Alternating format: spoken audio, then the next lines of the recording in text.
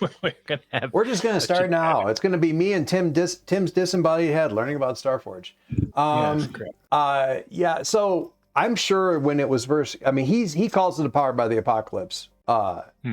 or whatever you Hmm. want to call it. He does call it a Right. powered by the apocalypse derivative thing, or historically it was that. But with that said, he's modified it since then. So I can easily see where you could absolutely play this with the stats as they are and the power by the apocalypse, which is 2d6 and then add a number. So if you had the Starforged stats, which are a 1 or a 2 or a 3, and that kind of stuff, you could basically just roll power by the apocalypse test and it would be fine. It would work. This is Yeah. different, and I like it because of what it does, because it feels like there's still that antagonist entity. Yeah.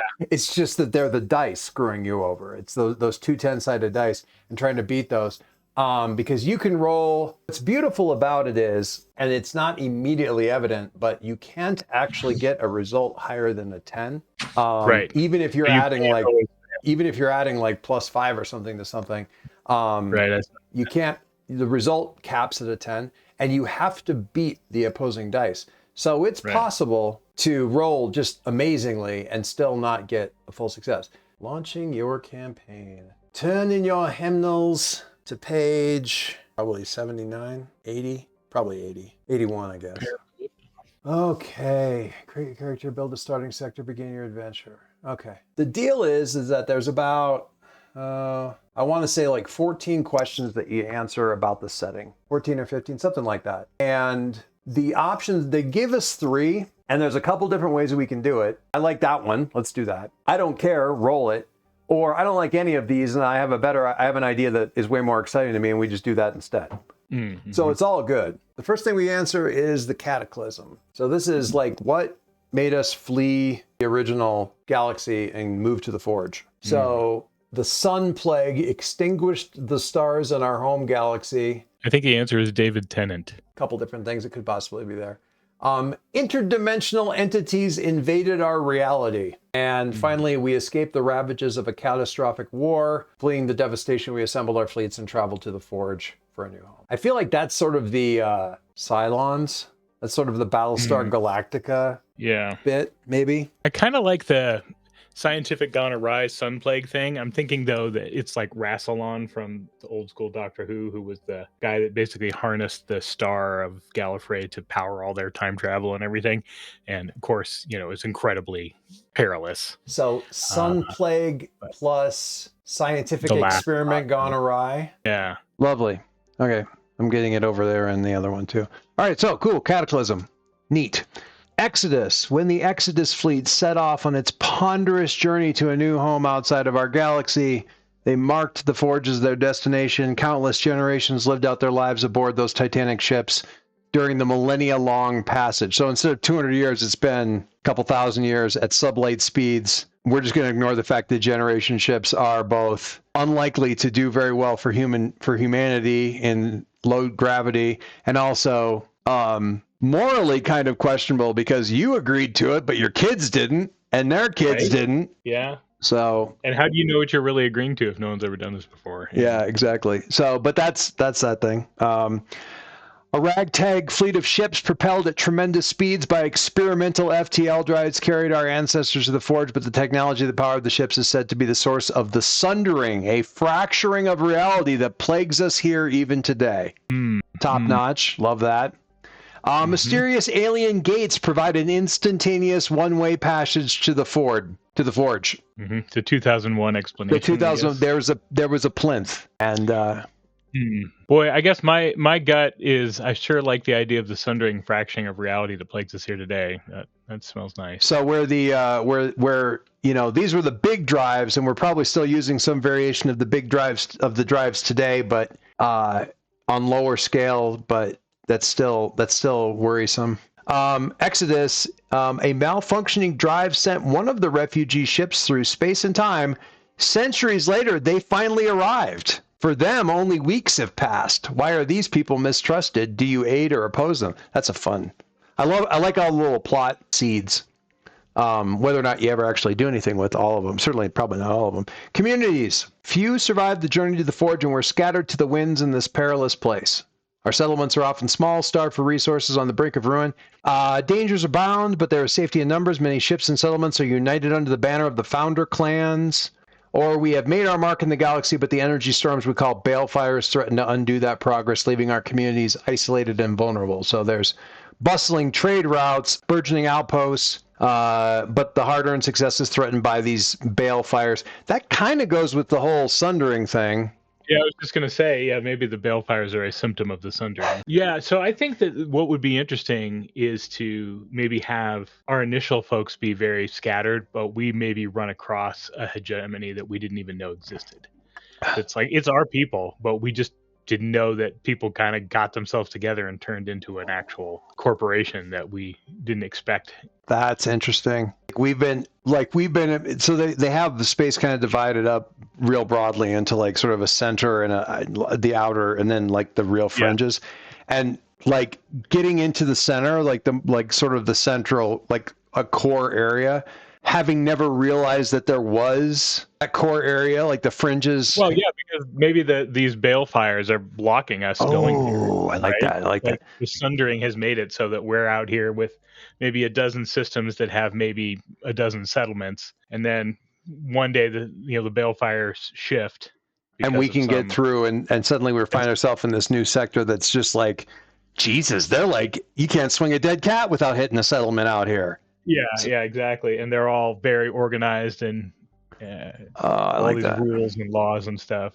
Nice. I like that. All right.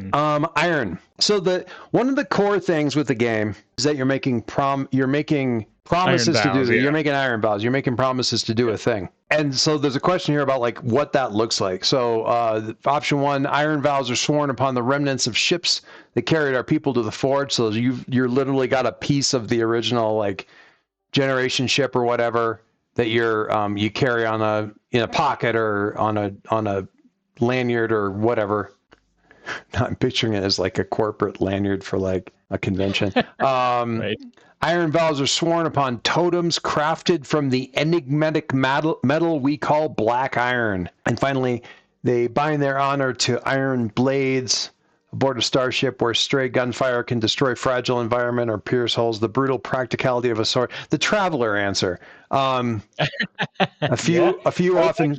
Go ahead. It's sort of the opposite of the Jedi answer of like, why would you risk having something like this on a starship, right? Yeah, we could make laser swords. Why would we want laser swords? We're trying to do something that's less dangerous than guns. Are you kidding me? Yeah. Why would I walk around with a 4-foot-long plasma torch? That sounds terrible. Yeah, exactly. I like the sword one, and I was thinking that the thing that would be sworn is maybe when the barrier goes down or the storm abates, that we're swearing that we're going to go and find help for our meager communities or whatever. I love that. That's a great. I love the idea that we're swearing on. So there's a couple things that, God. No, this is a really cool idea. So let's do the Iron Blades thing. But I love the idea that we've been cut off, right? So we're kind of almost in a little bit of a cultural time capsule. We go through, and suddenly it's like fucking neon lights, and we're like the very faint signal, the faint farewell of the settlement that we're leaving behind as we make the jump past the balefire into the new system, and suddenly we're blasted by like 45 different radio channels. And so many ads and all that kind of stuff. And the fact that, you're carrying a knife. Why are you carrying a sword? Like nobody does that. Or the ones that do, like it takes us, can you even find an iron sworn? And when they do, does everybody think they're crazy? Are they literally Ben Kenobi in the fucking desert that everyone thinks is an old wizard at this point in time in this new thing? Right. Or is it literally like we're rednecks in our, beat up pickup truck driving in, and suddenly we can drive across the bridge into New York City, right? Yeah. But does anybody really, like, we're walking in and we still have technically we're legal because we've got the open carry law, but you don't usually walk around town with a fucking 6-gun on your leg, man. You can, I guess. Technically, the laws are still in place. You're iron sworn. I haven't seen one since my dad was still around. But so yeah, I guess you can do it. But are you really? Yeah. Anyway. Right. And Um, maybe everybody in the city iron sworns on little pendants with some cult leaders. they have like a little, it's like a little sword on a pen. It's like the kind of like sword on a pen you can get at the Renaissance Festival. Technically the same metal, but it's like a hot topic. We're pulling out the thing and getting ready to like do the cross the palm cut, and they're like, I swear on my, like they're talking into a microphone. Oh God, I sort of love this. My former coworker says the future will be nothing but robot repairmen and influencers. Yeah. This heartfelt plea for an Iron Sworn's help has been brought to you by Velveline. Much of the laws, much of the settled domains are lawless frontier. Criminal factions and corrupt leaders often hold sway. Laws and governance vary across settled domains, but bounty hunters are given wide. I don't love this, but I like the first part. The second half always leaves me cold. Like, yeah, I mean, this is laws and governance vary across settled domains. Fine. Bounty hunters are given wide latitude to pursue their contracts. Sure, okay. Letter of marque. There you go. You got like a letter of marque to like go and be a bounty hunter. Their authority is almost universally recognized, and supersedes local laws. Maybe. Yeah, I don't like the bounty hunter thing. Our communities are bound under the terms of the Covenant, a charter established after the Exodus. The organization called the Keepers is sworn to uphold those laws. Or we can kind of go with what we sort of came up with here, which is laws and governances vary, and there's a lot of variance between the different sectors that have been cut off by balefires and stuff. Yeah, I think the kind of maybe section of the rim that we're in, the loose confederation of maybe a dozen planets that we're in, they're all really different. And when you go from one to another, it's always pins and needles whether it's going to go well. So trade is not as common as maybe it could be. The balefire laws and governance vary wildly, and because of the balefire interference, it's a real dice roll to guess what the laws are going to be in a new system. Yeah. Sounds good to me. All right. Religion. Our gods failed us, so we left them behind. Our faith is as diverse as our people. Or we've got the three dominant religious orders, the triumvirate battle for influence and power within the Forge. I don't need the Orange Catholics from Dune and the Bene Gesserit and but I also I don't believe that human nature allows religion to just die out. We just replace it with other stuff. Yeah, so of those, I think our faith is diverse as our people is the one, but I feel like cults waxing and waning is definitely. I love the idea of there being like a precursor worshiping cults and stuff like that. Especially if you want to go all the way to the point where whatever these artifacts are from the primordials have real power. Oh yeah, and do real things. And so if someone gets a hold of one of these artifacts, I mean, they're setting up their own religion with actual ability to do things. Speaking of, the next question is about magic. Speaking of powers and stuff, magic. Okay, options for magic. Magic does not exist. Supernatural powers are wielded by those rare people we call paragons. I don't like giving them a name. While not magic in the truest sense, the abilities of the paragons are as close to magic as we can conjure. They're born out of or unnatural energies flow throughout the Forge. Magic and science are two sides of the same coin. Soon after our arrival, some people displayed ability to harness the Forge's energies. Today, mystics invoke this power to manipulate matter or see beyond the veils of our own universe. But this can be a corrupting force, and the most powerful mystics are respected and feared in equal measure. My gut says that there's two potential ways to go. One is that you've got the alien artifacts. I think the alien artifacts are definitely like technology indistinguishable from magic type of stuff, for sure. Like they might not be magic, but we don't have any idea how they work, right? Yeah. And then the other one is with the Bale storms. Yes. That's what. And like whatever the FTL drives are doing to the universe. Yeah, I think that there's something to be said for sort of like spice manipulation, Shai Hulud stuff of like, if you get up there and you get in one of these storms, you can ride it. You could come out. Yeah, you could ride it. You also might come out different. Oh, way different, or probably dead. But I like think a of like the classic sort of rite of passage thing is like, it's time to go ride the storm and see what it does to you, right? yeah. There's a little bit of almost like the chaos storms and stuff in like Warhammer 40k. I don't know if they call it chaos storms, but like the weird chaos stuff in Warhammer 40k and stuff. Did you ever Yeah. see the movie Jumper? Hayden Christensen. So like, there's a bit in there where they can teleport, but they leave like sort of like scars Right. on space, sort of from doing that. I wonder if there isn't something there with like, yeah, you don't want to keep jumping ships from the same spot over and over again, because after a little while, that spot starts to get unpredictable.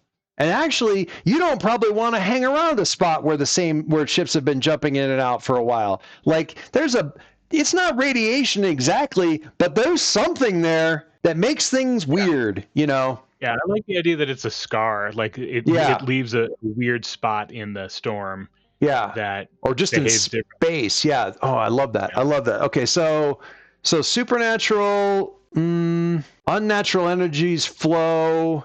I'm gonna put some more actually. Okay, so basically option 3. Yeah, option three with but it's I do believe that we have the artifacts and the storms as two different kinds of magic. They might be the same, but we have no idea. I think they call the FTL travel like Eidolon Yeah, drift, Eidolon drive, Eidolon jumps, something like that. But scars from, what is that? What does that word mean? Eidolon. I run into it often enough, and I always go, okay, I know it now, and then I forget. Eidolon. It means a spirit image of a dead person, which is pretty interesting for what we're saying that it's doing to the world. And scars from Eidolon jumps. Scars from Eidolon jumps, and connected to the balefires, scars from Eidolons, and the indistinguishable from magic technology of the precursors. Yeah, I would really. Oh, I guess we have one coming up in artificial intelligence. Yeah, there is. There's a bunch of stuff coming up here. Yeah, I would love to have the old, ancient AIs sitting down below the surface of planets, just like hanging out, kind of thing. Yeah. I don't know if you would really enjoy it or not, but there's this book series called Dungeon Crawler Carl that is sort of. I have read I have listened to every Dungeon Crawler Carl audiobook multiple times. Oh yeah, so yeah, that's great. I'm glad I don't have to sell somebody else. I got my brother-in-law and all of his kids hooked on it, and it's communication and data. Much was lost when it came to the Forge. It's a dark age. The knowledge that remains is a commodity as valuable as the rarest resource. Information is life. We rely on spaceborne couriers to transport messages and data across the vast distances between settlements. Direct communication and transmissions beyond the near space of a ship and outpost are impossible. Digital archives are available at larger outposts, but the information is not always up to date or reliable. Therefore, the most important communications and discoveries are carried by couriers who swear vows to see the data safely to its destination. Of the three, that one seems to be my favorite. I love the idea of like ships function well, ships Pony Express, but also ships are functionally almost like data packets. So you get to a new system, and once you get handshook with the local network, it's a massive upload download, like Dropbox synchronization, where you're getting all of their local stuff, but you're also downloading all the news that you had before. So it kind of spreads like a mesh network of like, here's the information I had, so I'm going to pass it on, like mesh network, but with memory. So it's like, we can't bounce a mesh signal from here to South Dakota, but if I drive to South Dakota, my little card will remember the signals I had in Denver and carry them on and bounce them through this network, and then somebody else will get it and carry it on from there. And we just yeah, I think that is excellent. The part of it that, of course, as a computer person, that makes me laugh is, but there's also got to be some sort of security / filtering that happens, right? Right. So you show up in a new thing, and your whole thing is like, okay, how do I avoid getting like spammed by pirates that shut down my ship with their data? Exactly. So you need all of that stuff, and oh God, you'd also have people who artifacts and storm. Yeah, exactly. But you'd also have like groups that would be like, "Hey, we got to this planet and we're getting all of your information, but you're not taking any of our download. Yeah, we don't accept new information until we vetted it. So we've got an encapsulated packet of everything that you sent down. We're going to go through it, clean it up, and then we'll download it to the rest of the network." So they're basically like censoring everything before it comes into their local network. That's also a thing that would happen. I'm just gonna 100%. I'm gonna take this moment to once again recommend Midnight Burger because I have it on my podcast list. It's in my app. it's in your app. That's good enough. All right. What was the last one? Settled domains and network of data. So it's almost like I don't want the weave, but I do like the idea of like once you get close enough to a planetary network, you can start getting time delayed stuff. You get your, so we're still dealing with physics. We're still dealing with the fact that if you're out at, Juno, you're not doing real-time communications with Earth. But there is like this packet exchange where you can get, your Wikipedia has to upload with all the new Wikipedia entries and stuff like that, and they're getting yours and all this other kind of stuff. Oh my God, the diff logs. Just people resolving diff logs would be such a pain. Like that's a full-time job. Well, you know what that sounds like to me is a blockchain. Oh my God, yeah. Geez, the security networks. All right. Medicine. Our advanced medical technologies and expertise were lost during the Exodus. Healers are rare and ill-equipped. To help offset the scarcity of medical supplies and knowledge, the resourceful technicians we call riggers create a base of organ and limb replacements. Orders of sworn healers preserve our medical knowledge and train new generations of caregivers. So I don't love any of this, but I kind of like all parts of it. It feels like if you're out on the fringes, you're probably struggling. There's probably good medical tech if you're in some sort of high area. There's probably lots of places where the best option is just to replace something with a mechanical replacement.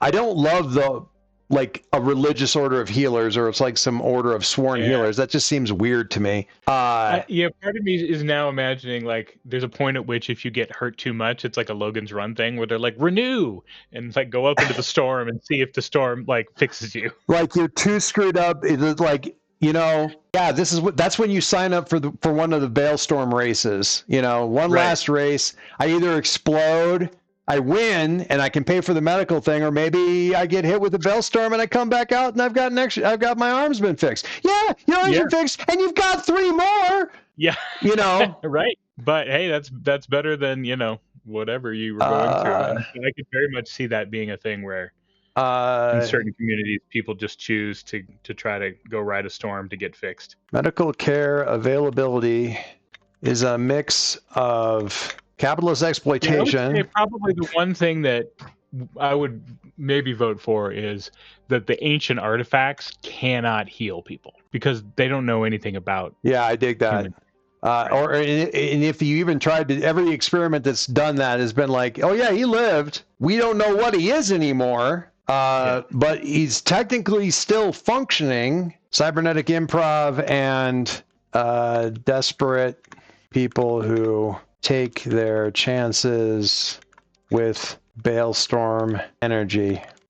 People don't agree on much with regards to the precursors, but most everyone agrees that tech cannot fix regular people. It doesn't know what people are. All right. I like that. Artificial intelligence. We no longer have access to advanced computer systems. Instead, we have to rely on the seers we call adepts. So this is the Mentat thing. Don't have access to advanced computer systems. The energies of the Forge corrupt advanced systems. AI was outlawed in the aftermath of the machine wars. We've lost the knowledge to create and maintain AI. The vestiges of advanced machine intelligence are coveted and wielded by those in power. Much of our AI tech was lost in the Exodus. What remains is under the control of powerful organizations. The people often wield it as a weapon or deterrent. Artificial consciousness emerged in the time before the Exodus, and sentient machines live with us here in the Forge. I don't know. What are your thoughts on this? Because I'm kind of... Well, I definitely want precursor AIs. Oh, yeah. That sounds really... We may or may not know about them. Yeah. Exactly. But they are working their way in the world. We just don't necessarily know how or why. I think that's interesting. But as far as our own tech, I think we should explore what it would be like if we have basically the entire gamut of AI tech we have today is what we have. Sounds good. I think that would be really interesting, of just being like, yeah, we have it. It's not sentient, it's not conscious, but it talks a good game, right? It sounds like we're going with artificial consciousness emerged in the time before the Exodus, and sentient machines live with us here in the Forge.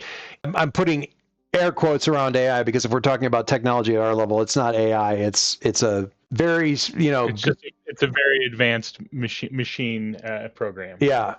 War. It's fantastic. Here in the Forge, resources are too precious to support organized fighting forces or advanced weaponry. Professional soldiers defend or expand the holdings of those who are able to pay. The rest of us are kind of on our own.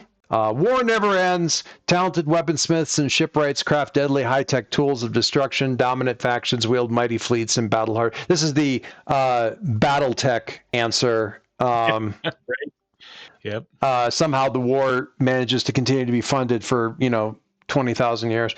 Sure. Or I guess 40K answer. Yeah, I feel like the middle one is probably like you've got your corporations that can pay for, or the oligarchs that can pay for like a force. Yeah, I don't think we have a lot of super oligarchy payments, but I do think that we have. Well, I'm thinking maybe what I would call advanced militia, right? Like a given town might have a militia that is extremely professional. Well, I'm thinking of like if we get into this, I'm thinking about the system on the other side of the balefire that's maybe like like the center. They've got like the corporate security is really good. Like the corporate security has got like the matching uniforms and the vests and the face masks and that come in like a SWAT team. They've got this. They're still not fielding an army, but they've got like really organized security guards and these SWAT team type of things and things like that in that kind of an environment.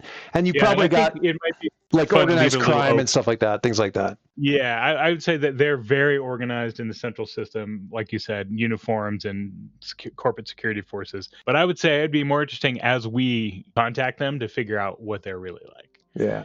Right. I think as a general hand wave, that's the case. But like where we're at, I like the idea that resources are pretty limited. Life forms. This is a perilous and often inhospitable galaxy, but life finds a way. Many sites and planets are infested by dreadful forge spawn. These aberrant creatures threaten to overrun other life in the galaxy. And life in the Forge was seeded and engineered by the Essentia, ancient entities who enact their inscrutable will in this galaxy. Architects of life within the Forge. Star Trek: The Next Generation. Oh, yeah. The funky forehead thing. How do we explain it? Well, it's because we're all really the same with some sprinkling of stuff from other people. I don't love the like we're just going to run into omniscient beings that feels like it makes a very different game at that point in time, which is fine. It doesn't really line up with most stuff. I like kind of 1 and 2 just because lots of life, but also lots of life, but then the balefire energies and all this other kind of stuff basically futs with the normal genetic evolution of yeah, I mean, I just like the idea that it's basically the balefire mutates the things that we brought with us. So like it's what we're running into is balefire mutated humans and wolves and whatever. And whatever else we brought. We brought with us. I mean, there's probably native life too, and but maybe it's more resistant to this stuff. It's maybe more used to the energies in this area. We're the ones that are, not immune to the space smallpox. So we I mean, part of me just says sort of like Martian Chronicles, like as far as we can tell, there isn't any other life out here. Well, I mean, just like actual life on a planet, like I'm not talking about intelligent life. I mean, like, if you've got a supporting like Goldilocks planet, it's probably got life on it. There's no other sentient life. There's a lot of weird crap, and if we're running into something else that can talk, it's probably us with 200 years of balefire, quarantine messing us up. Yeah. Oh, like that.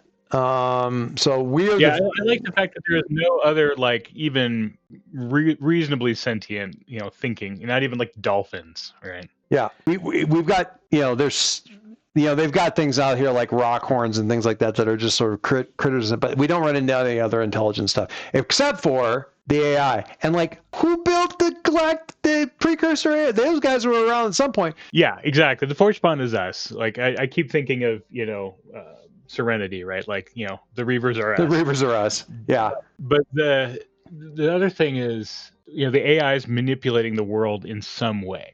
Mm-hmm. We just don't know how and through what means. And maybe there's agents that we just don't perceive very well. The first precursor AI that tells anybody, that figures out how to communicate with anybody and says, yeah, the Bellfires don't affect our artificial, systems. I immediately know that that's not true. Like, right. Sure. Okay. You're the one immune thing. Okay. Sure. All right. Precursors. Over eons, a vast number of civilizations rose and fell within the Forge. Today, the folk we call grubs, scavenger crews, and audacious explorers delve into mysterious monuments and ruins of ancient beings. I love grubbing around. I love the grubs as a concept. 100%. When Kate and I were over in Rome, I mean, I love London. It's great to be in London, and like, this is an old city. Fucking Rome is like 7 civilizations in a trench coat. It's like you look at anything, and it's 6 civilizations deep below this restaurant. Like, you go downstairs to the bathroom and you've walked down through 3 different versions of the city. And I like the idea of the Forge being like that. Like, hey, we found a precursor. Which one? We found a precursor ruin. Which one? Did you dig under it? Because there's probably another one under it. And I like that, again, with the idea of these artifacts being very real and potent. Yeah. That finding these artifacts, and of course, you could also be finding maybe not capital A artifacts, but still things like an artificial arm that is totally workable, but it doesn't look human at all. Yeah. Right? Like, it's got 16 digits and no actual arm, but hey, if you lose your arm, maybe this is what you need. And then you start talking to somebody who's an expert in this kind of stuff, and like, no, you found it. No, it's an artifact. It's not like one of the good ones. Like, what do you mean? Right. Well, that's probably from okay, so you're talking about that probably came from maybe 7,000 years before we got to the Forge. And don't get me wrong, that's fine, but we're pretty sure there's at least 2 other much more sophisticated civilizations that came before that. If you found something from that arm would let you open up rifts in space and pull out solid fucking gold. Exactly.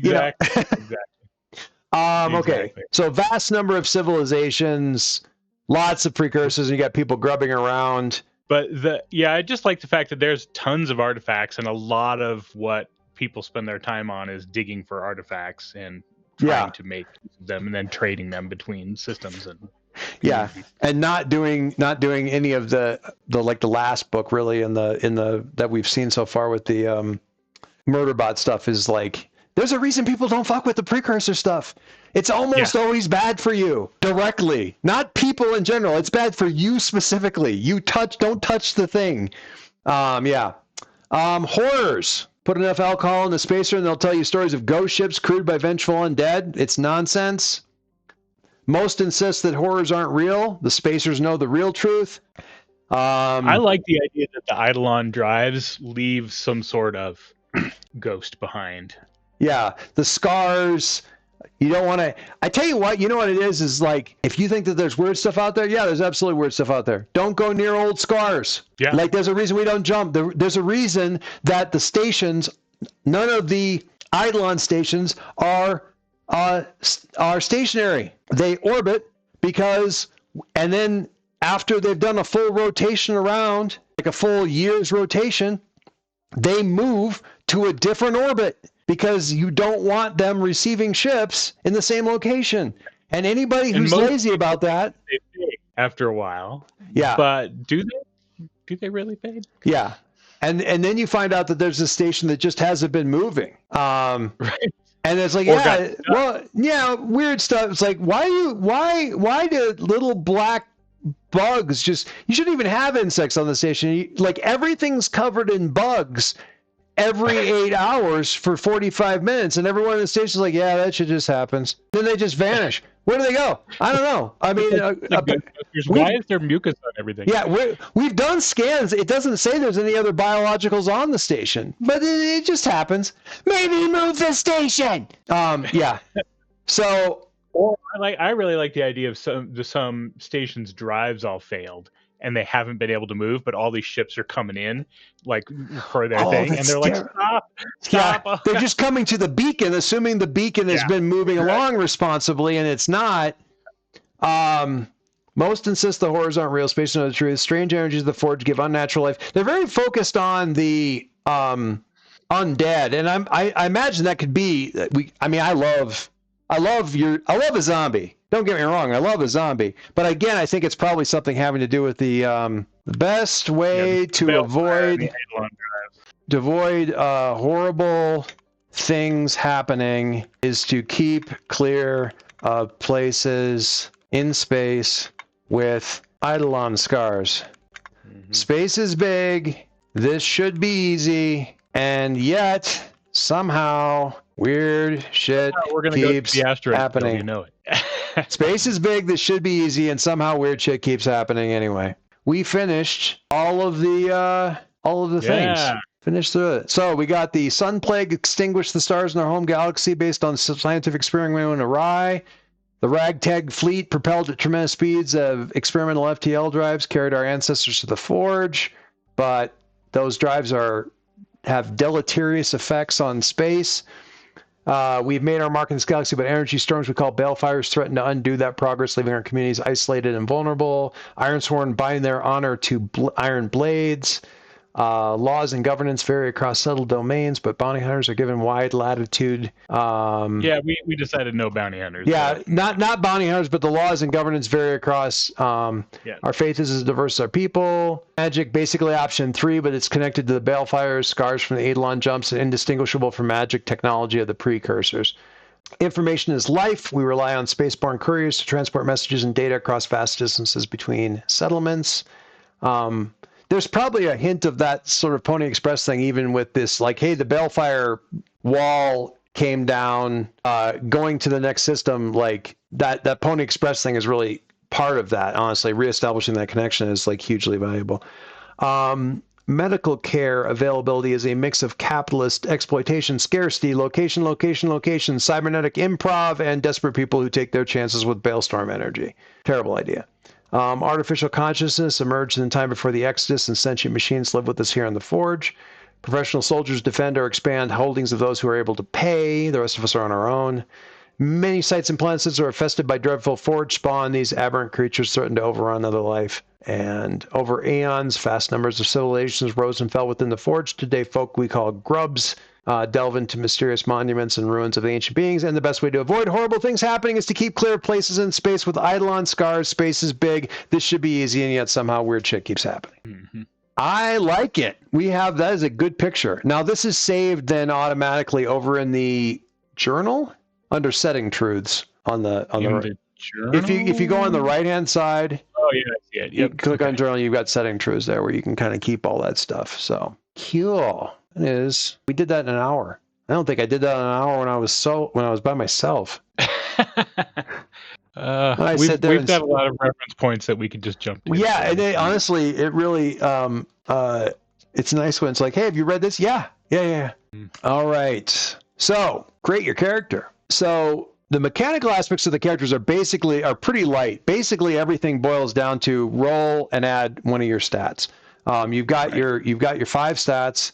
Aside from that, you've got like assets, which basically just sort of give you some options that sort of break the basic mold. So your stats it's kind of funny because your stats are the last thing you pick out of everything, because you want to figure out what your assets are going to be and sort of be like your general idea before, because you can sort of then figure out what kind of stuff you want to do.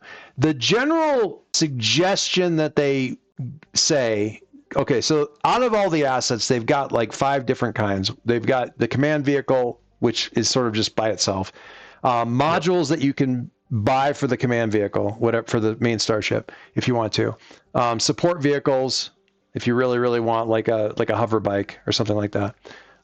Paths, which are the main thing, and 9 times out of 10, your character is going to be, at the beginning, is going to be 3 different assets that are all paths, probably. Unless you decide to go with like a companion or something like that. But path is the main thing. So the order of events is pick the first 2 assets, and those should definitely be paths. And then figure out other stuff having to do with about your character, and then come back and pick your last asset after you know stuff about your ship, and then finally put in your stats. Well, what But I'm thinking is, if we go with the idea that the balefire has dropped between us and the center, yeah, and that gives us a we're really clear picture of kind of what we want to yeah, be. I think we're on the ship going now. I think there's at least two ideas. One is we are like an official delegation, like in the movie Armageddon. Like we're going to send all these guys in the ship to try to go deal with this problem, and they are officially delegated. Or it's like Oklahoma, where everybody's going to say like, "Go! If you can go stake out, your path, you can claim it and you can keep it." I think what it is, I kind of like the idea of sort of a mix between, but the idea is like, so not the Oklahoma thing, but more than one. So like, because the Balefire is still there and it's super unstable, so we're going to send like 6 ships. You guys are one. Yeah. We're going to send like 6 crews on 6 of the 6 ships. You've all been trained. But we also have to hurry because we don't know when the balefire is going to drop back in. So it's a rush job. This is the story of one of those ships. So yeah, I like that because we can always switch to one of the other ships at some point, just for amusement factor. Yeah. But I guess the big question is there a particular reason that we need to go? Like, has something happened here that we need to like? We're trying to get away, or trying to get help, or trying to get something, or is it just suddenly the thing is dropped and now there's the opportunity to go and do this that we've never had before? I don't think there's like at the last moment that we thought we were going to be wiped out by the plague, suddenly the balefire dropped and this is our last chance at life kind of thing. I don't think it's that extreme, but I think that there's maybe a level of scarcity that says if we have the chance, we should throw what we have into trying to get some help. Because we are at subsistence level, like we're hard scrabble all the time. And if we can reestablish, so like one of the real common things that you see in a lot of like the sci-fi stuff is that the colony is not able to maintain without shipments coming in. It isn't at that level. And we were just barely over the threshold of subsistence when suddenly the balefires came in and we have had to make do.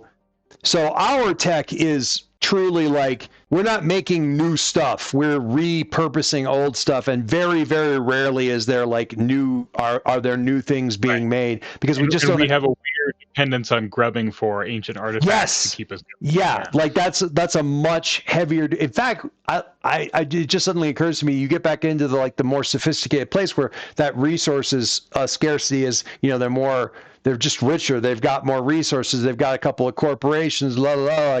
Like there's strict rules about getting into stuff. It's like you go in without like protection. You go in without permits. You go in without like hazmat suits. Right. Like, are you kidding? I can't even afford gloves. What do you mean hazmat suits? Yeah. What if one of the ancient AIs has hitched a ride with us to the center, and that was the whole point that they dropped the balefire was so that we would take them to them. That's what happens when you roll the double 10s against you. Like, no, you get there. It's like, oh, I failed to make the jump. No, you get there. Yeah, the system came up with a flight solution at the right when it needed it, and you guys made the jump. Good job. That's terrifying. Basic ideas. Initially, we figure out the first couple of assets that we want for our character. On page 105, he kind of gives you a couple of like package deals of like, you want to be the ace, you should probably grab this asset. And I suggest this asset and this asset. But you can also just kind of go shopping down through. You should have a PDF of all the assets and just kind of go. You can go down through all the path stuff and just see what looks good. So I'm thinking that it would be an interesting combo to have like someone who's the diplomat, because they're like, okay, well, we know we're going to have to negotiate with whoever's left in the center if there is anyone. Sure, yeah.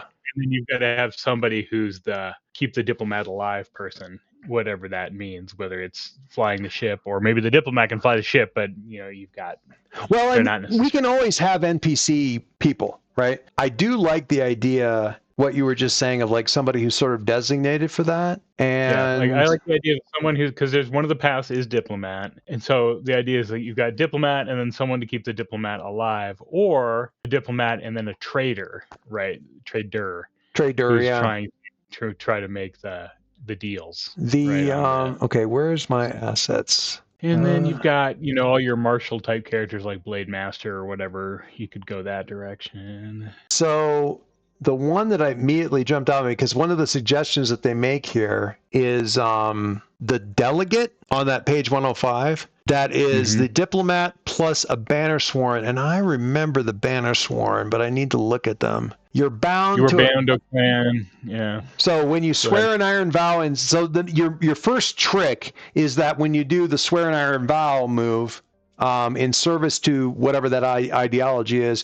you get to re-roll any of the dice once. I like the Ones are diplomat from this thing where you're trying to go to another system 100%. and Well, and they're a little bit different. One of them gives you a bonus. One of them lets you do a re-roll, so they're not just doubling up on the same thing. And then whatever you pick, like if there's a, if you're feeling like, well, I'm not very fighty, that's fine. You can pick up another, you can pick up another path that's that, or you can, there's a lot of different things you could do. I like that one.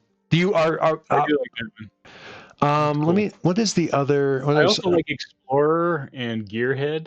I'm thinking you could maybe do like a Diplomat, Navigator, and Explorer Gearhead. Again, mechanically I haven't dug into it, but just conceptually that's interesting. Explorer, I think, probably works better. Explorer plus Gearhead is great. It's exactly the kind of thing that they would want for something like this, just because, you got to be able to keep the ships working. There's not a pilot, which is interesting to me. Well, you don't really, you don't. It's the AI flying the ship? Well, you've got stuff like, if you look at Hotshot Pilot, Ace. Ace, okay. Yeah, you're not. I was thinking like Diplomat Ace could be an interesting combo. You want, so if you look at, I'm going to go back over the sheet. So Ace is something that gives you, it's more about like the rolls that you're making during fighting. So facing danger or reacting under fire. So these are, face danger is like, I'm going to do a risky thing with the ship. Right. React under fire is I'm going to do a risky thing on the ship while we're in the combat cycle, because that's a whole different set of moves, like that only activate when fights are happening. Gearhead / Explorer with maybe Pilot or Ace or something like that is cool. Yeah, then I was thinking like Diplomat / Trader, maybe. You want to go all in on that kind of vibe. Well, so I'm thinking about what we're talking about sort of culturally between, so I'm trying to think about like, how do we have our characters sort of, like, I want to reflect our system in this other system. So for me, okay, I don't know which one of these things you're leaning into, but if it were me, if I'm thinking of this like Diplomat, Bannersworn, Blade Master, like. Don't you only get 2? No, you get 3. It's just I'm thinking in the back of my head, I would probably, you get 2 and then you figure out the ship and then you come back and get a third one. Oh, okay. Yeah, but like in the picture it only shows 2, and that's why it shows 2 and then you come back and get a third one after you like figured out the ship and some other stuff. Okay. The idea is leave yourself some flexibility to go, I was thinking Blade Master, but now that we've done everything, I think I'm going to go Courier or whatever, or, I've decided to go Gearhead, Ace, Demolitionist,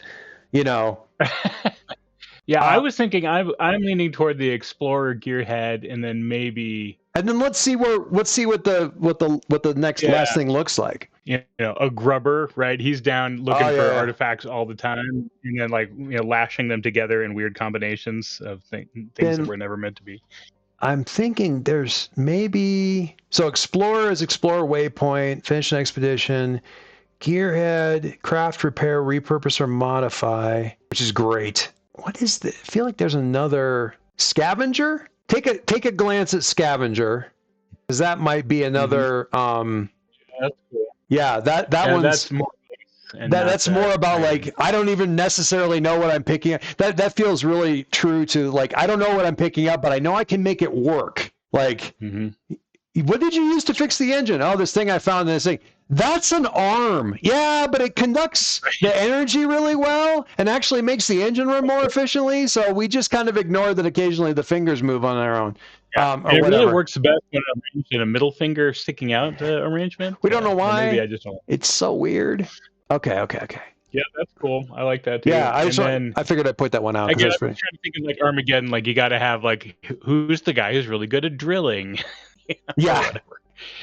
Yeah, I just love that. That's really cool because it really has that I mean, if I do the diplomat sort of banner sworn thing and that kind of deal, then it's really representing like that our Iron Sworn culture is a lot more front and center and actually still like mainstream than wherever this other place that we're interacting with. And you're sort of you're standing in for the grubber culture. That's pretty sick. I like and that I a lot. could see like a different ship from a different like planet, like one of the They're solving the problem a a completely different way. They've got the merchant, they've got the trader plus, scoundrel, that kind of thing. That's pretty cool. All right. And then another one's got the infiltrator, maybe. Yeah. Oh yeah. Infiltrator plus trader, plus it has so many good options.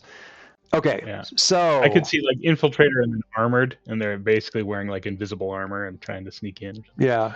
Well, and you've got augmented there to like the whole grubber who's up here just trying to be like, all right, well, we'll see if we can find anything out there that we might scavenge and bring back, because I don't think we necessarily know that we're going to find any people out there. You get to the high tech place and where I'm like trying to have a diplomatic thing, and you've like, where's the other guy? I was like, he stayed back at the hotel. Very nice place, by the way. And you like, I'm sure he's probably just enjoying all the luxuries. Cut to you dumpster diving behind the building. Like you won't believe the shit these guys throw away. Anyway, I've rewired the pot in my room to be a communications device. It's kind of funny because these assets, when you first get them, like Diplomat's really good at starting the promise to solve the problem, but you don't actually get bonuses to negotiation until you've had time to get some XP together and improve the damn asset. Before that, you're just kind of on your. Well, if you make a move to negotiate, add +1, but that's the second pip. That's the second pip, and you have to buy that up before it becomes before it comes a thing. This is where you level up, is inside these assets. Your stats don't really change, but I'm just looking to see if there's anything other than diplomat that's also. I'm going to go with diplomat. Create your backstory. I think we have a pretty good idea of this, but there's a notes tab there where you can just put in some stuff. As a member of the crew on one of the, I'm just going to arbitrarily 6 ships that was sent out to make contact when the I'm going to call it the Balefire Wall came down after many generations. What is this main thing called again? What's the F word? The what? The which what? What the galaxy is that we're in? The Forge. With F. Yeah. Forge, yeah. Rest of the Forge. Trying to decide if I want survey bot, symbiote, or utility bot, and I'm just thinking like the symbiote is an accidental like precursor artifact that I that I don't really realize is a symbiote. You ended up with it by accident? Yeah. Yikes. There was a thing for generating names. There's under character oracles, if you go open character name, it's like a subfolder. Maverick, quick draw. Touchdown. Yeah, I think if I was going to pick one, a call sign, I would go with Tinker, I think, for this guy. Tinker sounds great. Yeah, I like Tinker. I feel like I got to go full Stan Lee and pick a last name that starts with the same letter as Tinker. As Tinker? Oh. Yeah, like Tinker Talari. One of the names in here is Talari. I like that. Okay. All right. I'm getting a picture in my head now. Now the rabbit hole begins. All right. Do we need to do the ship? Give me 1 second here. I just want to see if I can find the thing I'm looking for.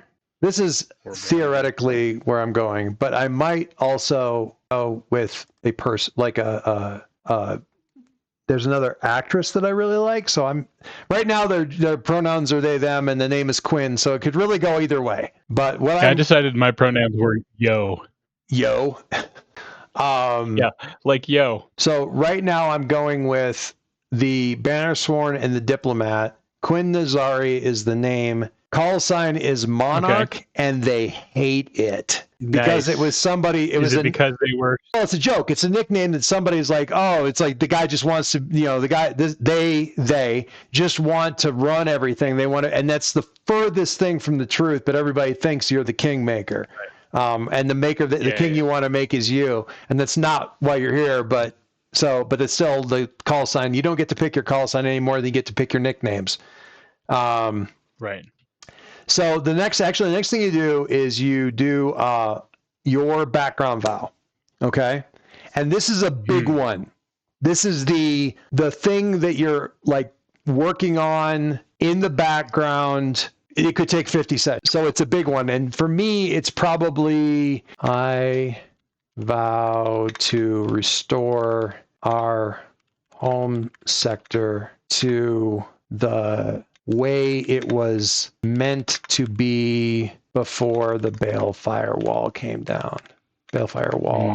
Like where, like the vision that was there that we never got to, like I want to pull us up to that level. You know, I want to see, you know, flourishing colonies, flourishing settlements, everything fixed.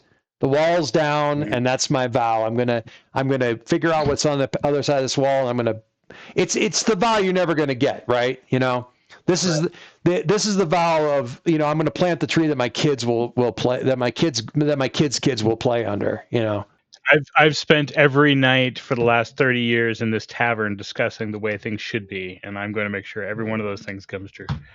I'm going to call the vow, finally make the sector right. As opposed to make the sector great again?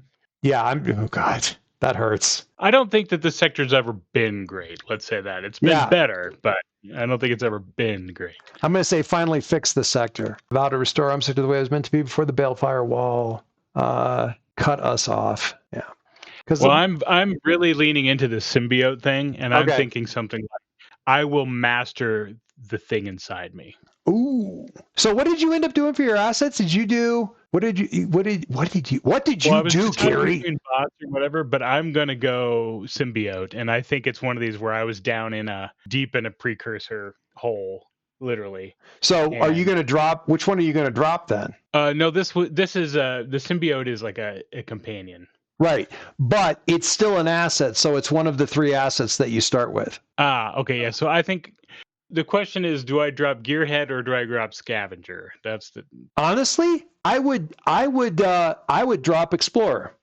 I would go Gearhead, Scavenger, and as we're traveling and you're realizing like exploring these new spaces is making something in the back of my head tingle, then you pick up Explorer as a later asset. You can pick up more assets. Like, I think I had 7 or 8 by the time, like when I was playing my long campaign. Yeah. So the way it works is when you get XP, it costs you 2 XP to get another pip on a card on an asset you already have, or 3 XP to just get a new asset and start a new one. So it's really kind of a balancing act, but there'll be times when you're like, you'll go dry for a couple of sessions where you're not ticking any boxes and you haven't got, and then suddenly several things will tick over and suddenly you've got like 6 or 7 XP to spend. So you can kind of, so it may happen slowly, but it won't be too bad. So yeah, I would go Gearhead. I think you can. Yeah, I will master the thing inside me is what I'm going with. Like, I don't know what it is. I don't know how to deal with it. I don't know what it's doing to me. It's super weird. Okay, cool. All right, so that's the vow. Board your starship. Okay, so what I'm going to do is I'm going to create an actor that's a starship. What time is it? We're at time here. So we're doing a starship. So your armed multi-purpose starship is suited for interstellar and atmospheric flight. This is just the default thing. Suited for interstellar and atmospheric flight, it can comfortably transport several people, has space for cargo, and can carry and launch support vehicles. When you advance, you can spend experience to equip this vehicle with module assets. Out of the box, it doesn't do anything. We can put XP into this too, because there's a couple of advances on that card that you can add to it. If you're so inclined, like you can add stuff about it does extra stuff when you finish an expedition, or it can withstand damage differently and better, things like that. We need a name, an oracle for it. They're terrible, but sure. Fall of Icarus. Oh, that sounds. Oh yeah, you got to go with that. Got to go with Fall of Icarus. The Fall of Icarus. That's just that's a vibe having a name like that. It's oh yeah. Yeah, we had when I'm looking at the like, where did you get the starship? Like, one in a bet. Oh yeah, suspiciously cheap price. Well, I like that one. I think in this case it was like we've sort of set ourselves up for a situation where we're sort of given to us. Yeah, So I think it was. hey, we've got a ship. We kind of like took parts from some other ships from around the colony and made it good enough so that it's very likely that you'll survive. What does it Yeah, look that's like? hilarious. Yeah. Envision the starship. Is that what it is? Yeah. Oh, wait. I did it wrong. I'm just going to get rid of that. Starship protocols. Yeah. 63. Placards and control labels in an uncommon language. I hate that. Do you hate it in that you want to have it, or do you hate it like no thanks? Yeah, but what uncommon language? That just seems weird to me. Yeah. Well, see, I love it. Like the fall of Icarus. It sounds very like they recently renamed this and keeping all of our stuff is patched together, right? I Right. like patched hull covers recent catastrophic breach. Okay, I like the patch over catastrophic. Yeah, I like patch over catastrophic too. That's great. Close that. We're going to put on Like I some said, notes. it was a ship that was abandoned a long time ago. But for the purposes of this mission, a bunch of people got together, and including me, and patched it up, make it so that it. Yeah, patched over catastrophic hull breach. Biological. Yeah, I don't love that. Well, how about we just go with like precursor components? Like I patched in some stuff that I found to make it work. I'm going to say incorporates what might deniably be precursor components. Like, no, that's legit stuff. Precursor. You can't make that kind of stuff work with regular ships.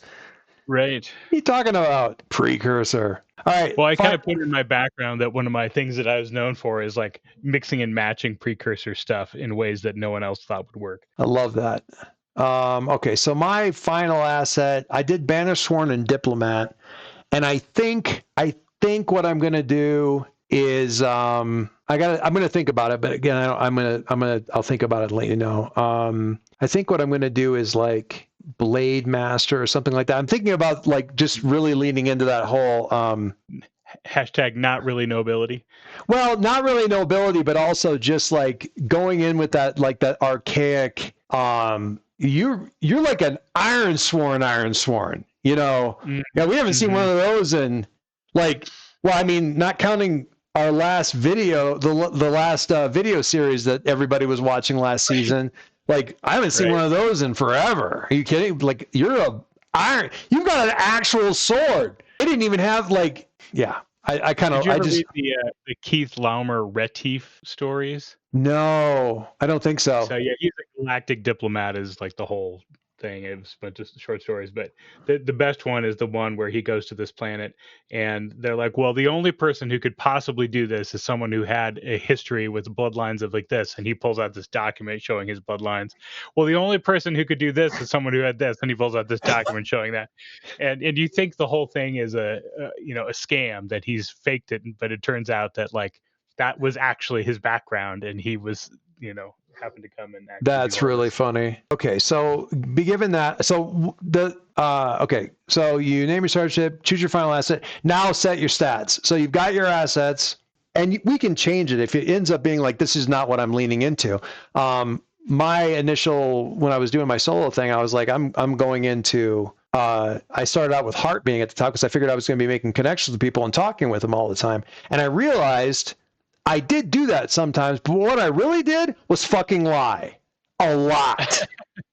So I switched it so Shadow was my thing, right? So you get a 3, a 2, a 2, and a 1, and a 1. 3, 2 2s, and 2 1s. And I think I know which ones are going to be my 2s and 3s. I just don't know which one's the 3. I went with 3 for wits, 2 shadow, 2 iron, edge and heart 1. But, 2 shadow, 2 iron. Edge and heart is 1. I figure if I'm hiding the fact that I have a symbiote inside me, I pretty much have to have shadow at more than 1. Yeah, that's probably true. Okay. Given that, I was thinking about going high on wits, but given that, and you're already at 3, I will go with the 2 because I think heart would be good for you. Yeah, I'm that's what I went with for my 3. And what did you did shadow and what was your other 2? Iron. Because I kind of want to have my iron be decent because of the sword thing. Oh, for sure. But I'm thinking like I'm a grubber, right? I've got to have the ability to like have the endurance to like dive under a Well, this maybe the sword is really about the vow mostly, right? Yeah, yeah, exactly. Yeah, I like I'll be the wits guy, you be the heart guy, and then I'll do iron and you do edge, and I'm gonna look over the assets. I always have trouble with my last asset. I just have I yeah, sit as there soon and as I saw that symbiote, I'm like, yes, yes, please. it's nice when you've got the things. This is it. And I love Yeah. the. Honestly, my character is your idea. This whole like diplomat banner sworn thing, like that Well, you took the banner sworn the part of it banner because sword you thing, knew yeah, for sure. But I just love that as like. So I'm trying to think about how can I lean most into being like the almost that what anybody else is going to see is almost a parody or a stereotype of the. I'll fiddle with this. I'm just going to sit there and worry about assets. Okay, so the thing that we didn't do yet, we got really far. The next thing after that is building. We got to build the sector, and that's probably going to be extra time consuming because we kind of need building to. our local world and the center world. Well, the thing is, the sector is we're going to build one that's out in the reaches or the fringe, and we're going to build another one that's the center. So we're kind of going to build two sectors. It's going to take us Oh, that's cool though. double extra. That's what we do next, and then we go.